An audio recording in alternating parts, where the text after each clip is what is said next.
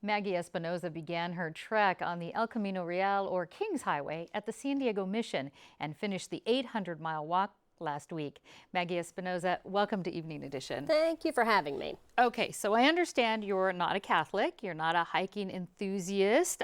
You didn't even grow up in California, so tell us, what motivated you to do this walk? I am telling you, I am asked that a lot, and it's really funny because I don't know. And every mile I kept thinking, I'm going to figure this out. And I have finished it, and I still, the closest I can say is that I think I did it for a challenge. But I learned so much along the way. And we're going to get to what you learned, but first I want to know, how did you do this logistically? How many miles did you average a day, and what did you have to do to Well, plan I divided it into 12 months. So 1 year I gave myself. And every month for 4 days I would walk, and it would be about 75 miles, sometimes 80 if we were really pushing it. And I would then take Amtrak back and forth to where I started and ended. And I would have people join me, and I would send out an email and say, who wants to come? I'm going to be walking this section, and that's how I did it. And I did it through a guide that a gentleman had written, who's walked it twice, crazy, and also through Google Maps. Well, you say the guide and Google Maps, it sounds very popular, but really you're only the 11th person who's actually done this. What were some of the major challenges along the way? You know, I found a couple of them. One was the heat. The heat was crazy, especially in Central California. During the summertime, it really got, sometimes it was triple digits. That was very hard. And also the infrastructure and the route, there's not one route. There's not like, here's how you're gonna go and you're gonna follow it.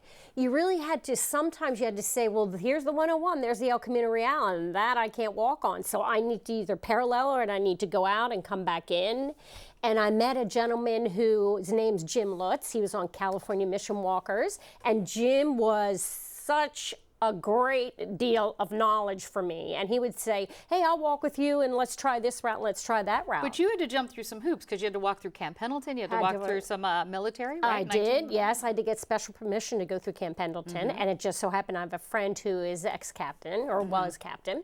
And he even said it wasn't easy for them to say yes, but we walked through. And that was a hike. That day was like 23 miles. That was a long one for that day. Do you now that you've visited the missions, do you have a favorite one? I have two that I really love. One was Carmel. Carmel was just beautiful, and it just happens to be the one where Juníper Serra, who is the gentleman, the padre that started us all, and the other one is San Juan Capistrano. It's gorgeous. You know, I don't know if you know, they've redone it, and it is beautiful. I actually take the train up there for people who haven't. It is absolutely gorgeous, the renovation. I have to ask you this, would you do it again? No, and you know what? I think I always say it must be like, I don't know, childbirth, where if you ask them right after, go, never.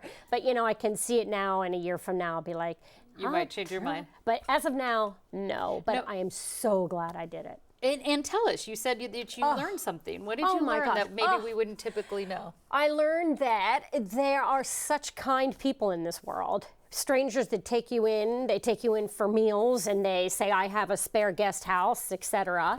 You know, people that if they see, I came to a place at one point where there was supposed to be the end of my day. I was supposed to be able to stop there, and that was going to be close to the mission, and it wasn't.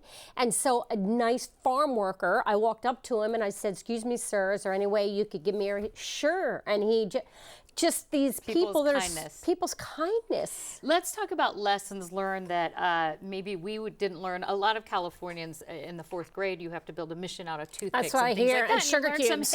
History. That's what I hear. So was there something you learned in particular about the missions that maybe we didn't learn in school? I learned the pride of the missions. You know, growing up back east, I have to say I was not familiar with the missions. So when I came out, didn't know much about them, and I thought this would really be a nice way to learn about California.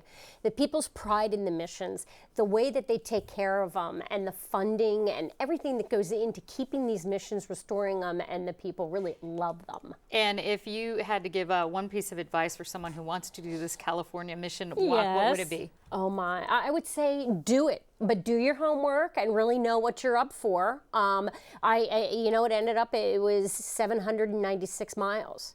So you need to really prepare yourself for that. All right, preparation. But Maggie, but do it anyway. Maggie Espinoza, thanks so much. Thanks for having me. I enjoyed it.